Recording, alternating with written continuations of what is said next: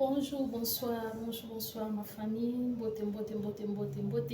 J'espère que tout va bien par la grâce du Seigneur. Voilà, nous avons télévision, la télévision, après biso les sous makasi, ya sali biso les sous grâce, ya hotelema, ya okutana les sous. Donc cela veut dire que ce qui ozui li bakwa kolandanga, c'est posa envie. Ngape soki na telemi les sous na tango li poso na bino koto solola, c'est que naza envie. Et alors pourquoi pas topé sanzambe wana merci. Pourquoi pas topé ça merci na grâce au la sali biso au mingi pesa mel barote topé c'est merci après netoya pour toi ko développer au ezali sujet na biso ya mukolo ya lelo. Éternel Dieu Yahweh topé sur merci. Tendre Père, Pambola Makumisama, Netolama Sanjolama, Mobundi Molombi, Mosuya Koka, Mwanzamba Lola, Nzamba Nyoso, Nzamba Bomo Inabiso. Merci na souffle de vie, protection, énergie, Pemakasi. Yahweh Toebi na Kopeso, merci na grâce au Salibiso. Ya kosanga sous na tango na mukula lelo to recommander moment aussi na loboko na yo papa du début jusqu'à la fin mi monisa lobela biso ticket et autre bito partager et botamboma kitoko kati na bomo na biso et ça la Seigneur Dieu des armées ticket et biso tous à l'instrument apamba kolonde za nzambe oyo ko pesa message kati na bana na yo oyo ko botamboma kitoko kati na bomo na bango pe na mabota na bango merci na bomo ya papa maman merci na bomo ya ndeko mwasi mobali dans le nom puissant de Jésus-Christ de Nazareth amen. Gloire au Seigneur, en tout cas, Nzamba Zolokumu, Nzamba Bateli Biso, Nzambe Oyo, Azosala Kati na Biso, en tout cas, ceux qui toza Oyo, toza Lelo, Ezana Makasi na Biso, Teyawa, Nazo Senga na yo, papa, maman, Ndeko Mwasi, Mobali, peut-être Lelo. Ezambala no ya liboso ya kokoya na vidéo ya mama abi na sengi na okaka o s'abonner na chaîne na biso et on s'abonner en tout cas ce qu'on landi vidéo au bénéficier tout peut on se retrouver aussi quelque chose ya mutuya en tout cas kozanga te aussi ko liker kozanga te ko liker ko partager pourquoi pas ko commenter et nzambe akozanga te na kopambola yo merci beaucoup na libota nanga mobimba ma grande famille que Dieu vous bénisse abondamment. Voilà tu es na sujet na biso ya lelo pona ko partager excuse si je na biso ya lelo tozo lobato bi na chaîne na biso tozali libala pe bopeto mwasi libala pe bopeto mwasi na kati na libala tolobelaka mutu nyonso to oyo aza na kati na libala donc mutu aza na kati na libala tokomona papa mama oyo tobengi mwasi na mobali to pe mobali na mwasi na kati na libala et ici s'agit pe ya kolobela bana to kolobela pe po bana baza ba fruit ya bolingo baza lipamboli o nzambe apesaka oyo eyaka ko accompagner eloko oyo tobengi libala to pe mariage. Voilà lelo sujet na biso mingi ya lelo toke penza côté mingi ya ba mama toke côté ya ba mama mwasi ya libala topé moi si kaka femme en général moi si abongaka na biloba lobate moi si abongaka na biloba lobate moi si tango oza na biloba loba ezokangela yo ba porte ebele moi si tango oza na biloba loba ezosalaka bato ebele baseloigner na yo moi si tango oza na biloba loba ozofongola pe ba porte ebele moi si tango oza na biloba loba en tout cas ekosunga yo te ekosunga yo ata mukiete sujet oyo na ye pena to partager lelo naza pe na histoire moko oyo euti koleka en concernant kaka sujet oyo tolingi to solola lelo ya mwasi oyo aza na kati na libala mais mwasi wana lokwa ya aza na kati na libala nzamba asali en tout cas grâce nzamba asali grâce aza na libala na ye ya bien na kati ya libala na ye pe mobali na ye azoka soin na ye malamu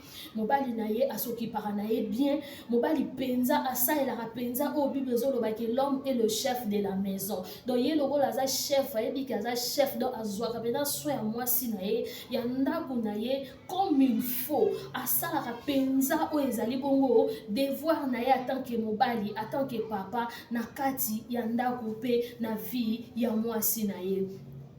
Si ko mwasi wana tellement ya azalaki mwasi ya aza mwasi ya biloba loba aza mwasi oyo yango wana bandeko basi tango bali même si oza na camarade na yo aza na célibataire na bali te yaya il faut koyeba kosa la part des choses même si oza pe na ba camarade pe obino nyonso oza na kati ya ndako ya libala il faut aussi kozala na sagesse mwasi ya libala il faut éviter kobimisaka nyonso ya ndako na yo il faut éviter kobimisaka nyonso ya yo libanda epai ya bato parce que ndako oyo olalaka te esika oyo etangaka yaya okoyeba te okoyeba te esika nini oyo ndako wana esalaka nini etangaka. Mwasi oyo tellement mobali na bandaki kozwa soin malamu, tellement mobali na bandaki kosokipe na ye bien, mwasi wana azalaki aza na camarade na ye oyo biso bato ya mokili tobengaka intime, intime apenza.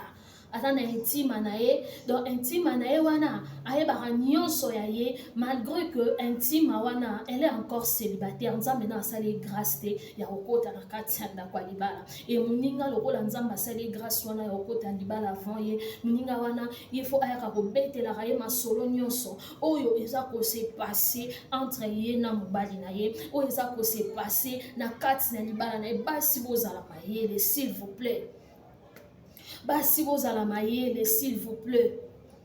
Yango wana omoni na kati ya libala mingi c'est la maturité. Moi si il faut kozala na maturité, moi si il faut kozala na sagesse ya kibomoto ya kibomwasi, senga rango mingi pa nzambe yaya. Même si yo moko soko so constater que loko wana pena mingi yo zaka na ngote ezanga ka toza biso nyonso to bato mutu akoka 100% zati, mutu akoka na nyonso azati. Tango nyonso to yaka na makola nzambe to kenda na makola nzambe to senga kaye toujours eloko oyo biso to kokite to senga kaye toujours eloko oyo eza posa mutema na biso toza na posa nango atia kati na biso. Yaya mwasi wana azaka pa camarade nya soso bakutani atuka mobali nanga linga sailanga boy, mobali nanga linga eloko mususu eza nanu kutu na projet na lisolo ya ye na mobali na ye plutôt nanu kutu et se réaliser même pas, nanu kutu basimbi yango te, nanu kutu basali yango te, basaleli yango te eloko te, mais camarade wana aza déjà au courant ya nyonso secrets à des personnes, et surtout dans le domaine de mariage,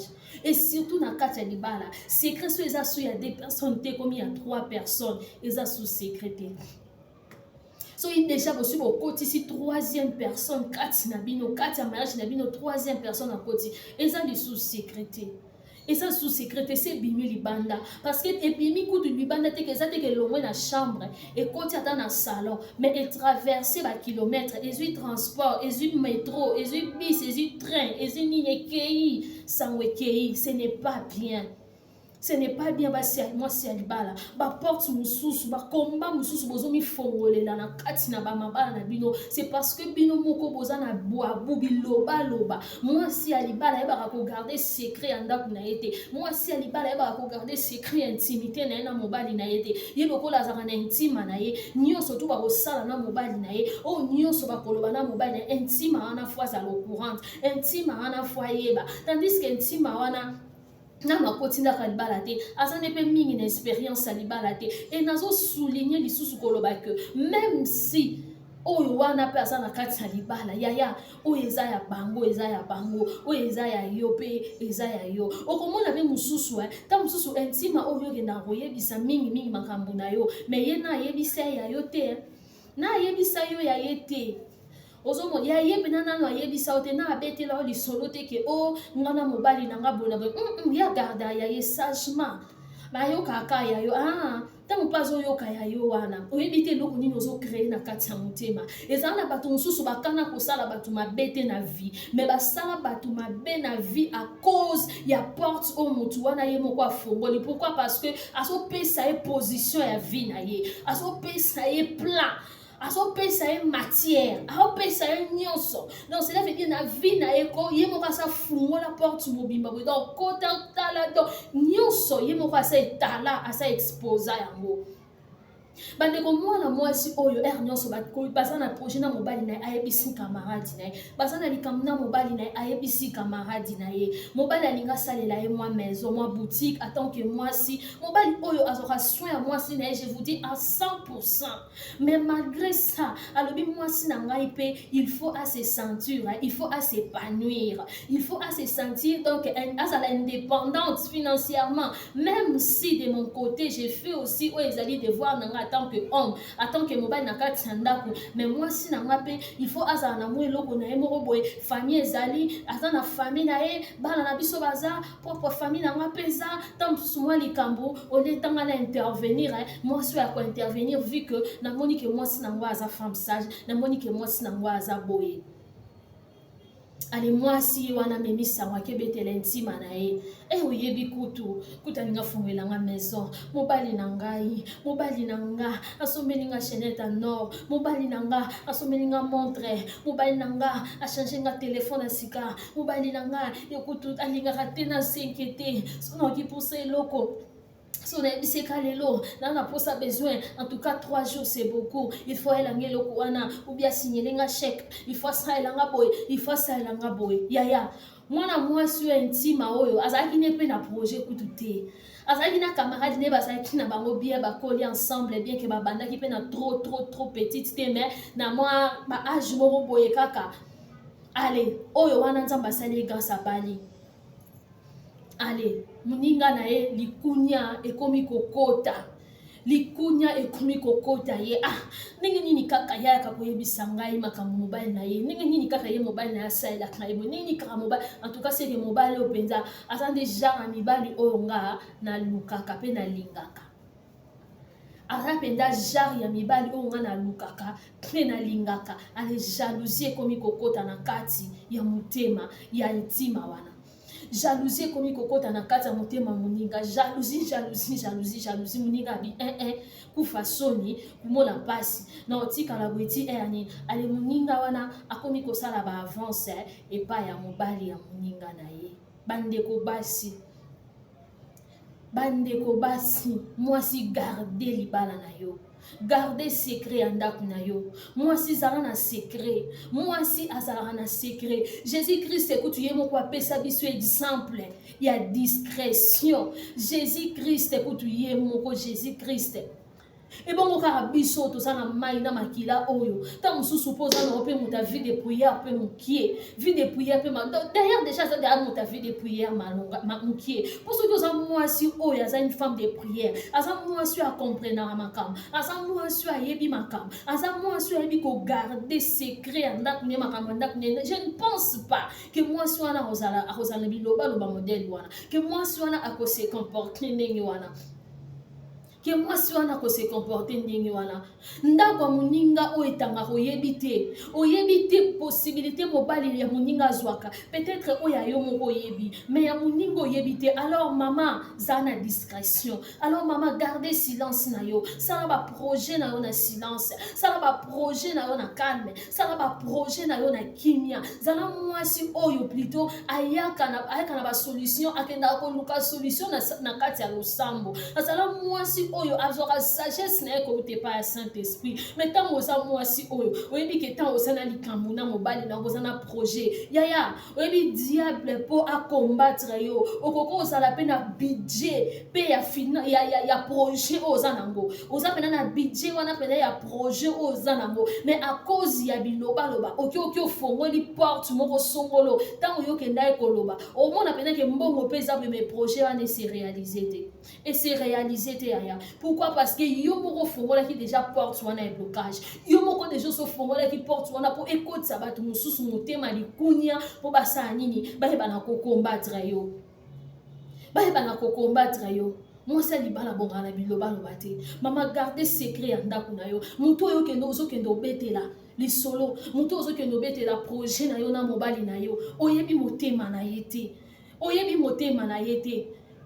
Aux obligés te eloko na tant ka eza na projet tant ka bokomi na kaye na mobile no bokomi na kaye pour réaliser eloko wana kozana no kutu na kaye na makanisi na munoko mais ye oso bimisi yango bato ba yeba déjà position ba ke na telle date na telle période na telle boye ba réaliser boye ba kosa eloko boye alors mutu wana peut-être tant mususu ya za na projet mo beta mususu ka ya mukie ça fait ba année projet na ko réaliser ngote mais yo bete lié li solo ya projet na ya kafumba mama a osala nini totika ko créer mitema mabeka tina bato obozana bango à cause ya biloba loba so ozana mutu malamu akoko yebisa eza secret on mba na garder yango en tant que femme sage tiens on a prière tiens on a maboko nzambe sunga pour réaliser projet na bino mais soki okutena mutu mabe mama eza pasi lelo ba porte efungwami ebele na mabala ebele na bakouple ebele ba porte ya makambo ebele tozolobelaka ya projet te me ya nini te me ba porte ebele ya mabe efungwami a cause ya bilobaloba ya basi, à cause ya bilobaloba. Mama tango mobali aye aye kobetela yo aye koyebiso likambo obino fo bosala botie projet na mesa botie lisolo na mesa, c'est parce que mobali wana o considérer yo, c'est parce que mobali wana yebi que oza mwasi oza aide oza wana po apporter pe aide na yo na part na yo o apporter pe lisungi quelque chose o ekolatisa yango nzoto, mais ce n'est pas que yo kende ko étaler yango o kende ko exposer yango libanda po ya komema lisusu bakomba. Ya mwana basi mususu lelo mibali na bino bamona bino lokwa kozala ba porter malheur ya vie na bango. Mobali mususu amona on dirait mwasi na azala porter malheur ya vie na on dirait mwasi wana aya na libabe moko boye aya soki na nini moko boye ezaka a cause ya biloba loba. Ezaka a cause ya biloba loba mwasi yebi ko garder secret. Mwasi yebi ko vandisa secret na ndako na yete. Mwasi yebi te ko sala différence ya makambo. Mwasi yebi te ke loko o fona sala loko o fona sala te. Mwasi ya libala azala na discrétion. Mwasi ya libala azala na discrétion. Yeba ko garder secret ya ndako na yo. Yeba ko garder projet na yo na mobali na yo. Éviter mutu nyonso 3e, 4e, 5e, 6e personne. Akota na kati na projet no. Akota na kati na makambo no na mbona. Akota na kati na libala na yo. Pourquoi? Parce que yo moko ndo fongoli porte wana. Yo moko ndo ke ko etale. Mutu soka avandi na ye makambo se passer na mobali na te. Ah yeba ndeni. Soki yo moko yebisi ete akoyeba yango ndenge nini yango monika baba mususu balobaka ke mwasi ya libala soki abali alongwa camarade na ba célibataire ba non babali te. Non, il y a des célibataires au peut ba porter la baninga ba femme mariée ba toli ba conseil asa na célibataire asa peut-être une expérience ya mariage te, mais en tant que femme sage, en tant que au moins connaissance o yaza na ya maeli ya kibomoto apporter pe conseil na o azali kutu na kati ya ndako ya libala ezaka te ke ba célibataire nyoso tout ke soki mwasi abali ne à s'éloigner na ba camarade ne célibataire à négligence saboter ou bobobobo. Non, ce n'est pas ça. Et ça que moi si tant yondo bali, il faut yeba ki okomi na niveau maturité na yo faut comme na niveau mususu. Faut comme na niveau mususu faut yeba eloko nini oyo ko sala. Mais eloko nini oyo ko sala te. Po okoyi ko fongola ba porte sika yo moko kaka boy sans les savoir, manque ya sagesse. Donc ils ont manque ya sagesse, ils ont manque ya discrétion, ils ont manque ya maturité. Et ça manque de maturité. Moi, c'est libala, yeba ko garder secret en ndako na yo. Yeba ko garder secret en ndako na yo. Et ça na basi mususu ya libala pour aller même plus loin. Abimisa na ba secret ya intimité ya nzoto ya mobali na ye. Na oyo nyonso c'est pas ça qui entraîne na mobali na chambre. Il faut intime na ya yeba. Kelelo tong balala ki basala ki position oyo, ba tourna ki boy, ba baluka ki boy, ba pesa ki boy, ba tindika ki boy, basala ki autant de boy, basala pona nini? Po asala na nini yaya? Asala na nini? Okay, kana kabelo lisolo ya makopine butwa lelo mama akona soka utokota libala sika ndebino bo mibenga basi kilelo ango na ebite soke ye na sens nini ye na position nini. Donc moi si soka na kati ndaka libala aso se contrôler les sous-soutés aso ye ba sous-soutés onga na zamu une femme mariée j'ai na ba limite na nga ya bilo mususu fona sala lokola ya mi bengi tantine jeune fille to jeune sœur to pe jeune femme na ebite jeune nani ya kilelo moi si ya kilelo fait a mi bengi moi si ya kilelo. Donc ye pona ye fo ba ye ba ke na libala na ye mobali na ye na ye ton bazala kuna na intimité na bango basala ka 10 basala ka 15 basala ka 3 pour camarade wana sa na nini pour asala nango nini tant mususu muto yo kezozo kendo betela même son n'a pas allé pe marié to boité mais tant mususu ya na carence ya na carence yo lo ozwaka ba 10 yo ozwaka ba 5 ye tant mususu azwaka moko mibale tika ka epena na mapu ya si sa posa te sko yo lo oza mwasi ya biloba loba ozo kendo panza sango ozo kendo loba ofungoli porte yo mona na ote o marié o pe marié ba betani. Je me monate pour yo moko ki fongolela otala nga koto na tonda te nzoka camarade na kuna zo ba 5 ba 6 bilo penanga na luka yango akia diembelika kuna bokomo kabola na bokomo kabola ne penza bokomo lia biloko moko sani moko nzungu moko soupe moko sauce moko bokomo kabola ne bokomo lia na ye. Pourquoi? Parce que oza biloba loba okende ko fongola porte yo moko po atuna ki yoti atuna ki ote yosko posana ezalaki bayeba ke loko okoti libala obimi okomi kitoko oye monene santé makambo evandi eza mpo babetako ba 6 na ba 7 na ba 10 kuna do ye do etali ekutu te so babetaki kome yo fo loba sikoyo ye kuna azalaka na carence aosani mwasi ya libala évite mwasi ya libala évite bilobaloba tika bilobaloba batela libala na yo camarade oyo akomi kosala baavance na mobali ya camarade na ye juste parce que ayoki ke mobali ya camarade na alinga tongela anga asalela camarade na ye maison monene anga asalela ye maison monene boutique monene alobi awa en tout cas eloko nga mpe na ndenge koluka kaka yango seke tokodiembela kaka tokolia na même assiette tokolia na même assiette mobali mpe en tant que être faible en tant que mobali oyo abangaka nzambe te en tant que mutu oyo yaya bible elobi na biso fuye l'impudicité donc moto aza na makasi akotwila mwasi ya zaza te akotikala wana donc cela veut dire mobali oyo atikalaki mpo azalaki na makasi akosimba mapapa te akima azalaki nango te mobali akweyaka te na motambo akwei na motambo aleba ntima bakomi kolia sani moko bakomi kokabola supu moko bakomi kokabola mpena sauce moko bakomi kolia sani moko tala mwasi oyo nani ateki libala na ye nani akabi mobali na ye moko à cause ya bilobaloba alors mwasi ya libala azala na sagesse soki eza eloko ezozanga yo atanke yo moko ozokoka te mpena kokoma esika wana eya na mutu moko oyo tokenda biso kolela pa na ye oyo tosengaka ye oyo azangisaka te kopesa biso aza kuna likolo eza nzambe eza papa oyo akelanga akela yo oyo akela mokili oyo apesa o libala wana yaya buka mabolongo lela pa na ye senga nzambe apesa makasi yebisa nzambe tala bafaiblesse na nga nakokaka te kokanga monoko oyo nakokaka te yawe kanganga yango kanganga monoko oyo efongolanga baporte te na kati ya libala na nga nazala une femme insensée te oyo akorenverse bonheur na ye yokanisi kozala une femme insensée ezaka mwasi oyo ayebi otorsione ndako te ezaka mwasi oyo ayebi olamba te bilobaloba ça fait partie d'une femme insensée bilobaloba ça fait partie d'une femme insensée parce que tant vous êtes insensé tant vous êtes bilobaloba ozo sopa ozo kaba osopi o renverser bonheur dans nos propres mains si comme moi soyo yo lozo ozana mobali na yo alingi yo mingi out à l'aise alinga fongolo maison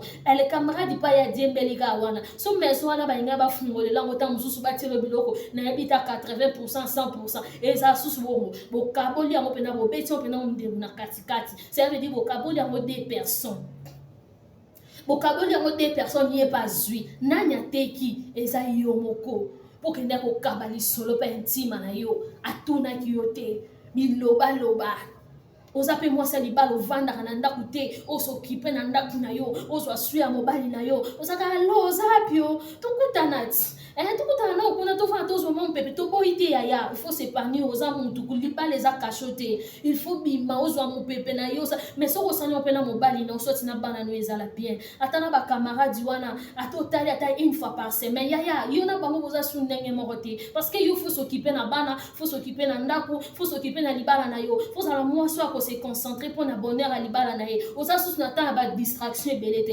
efe ya kozala mwasi ya kilelo obali motikali mwasi ya kilelo olingi ozalaka na kati ya ba distraction yango ezomema bino na biloko wana oloba omilakisa olakisaki yo na ndako na yo nde mobali na ya kokitela yo budget olakisaki yo na ndako na yo nde mobali na abeta ko ba 6 na ba 7 olakisaki yo mobali na yo nda salaka yo boye mais tant que tu es une femme oya yebi ko se concentrer na kati ya libala na ye oya yebi rôle na ye ayebi eloko nini yaki kosala na kati na libala wana oza na tant distraction te distraction na yango ememela bino bilobela oyo ezomemela bino ezofungwela bino baporte na kati na libala tika nzambe alola pambola bino j'espère que message oyo eyaki mpona mutu moko ekosunga libala moko ekosunga mwasi moko ekosunga mutu moko oyo ekosalaki vie na ye échanger makambo échanger na nzela mpe ya losambo ya Seigneur Jésus Christ molimo mosantu akoyeba na kokamba mpe akosunga biso nayebi ke ekosala quelque chose kati na biso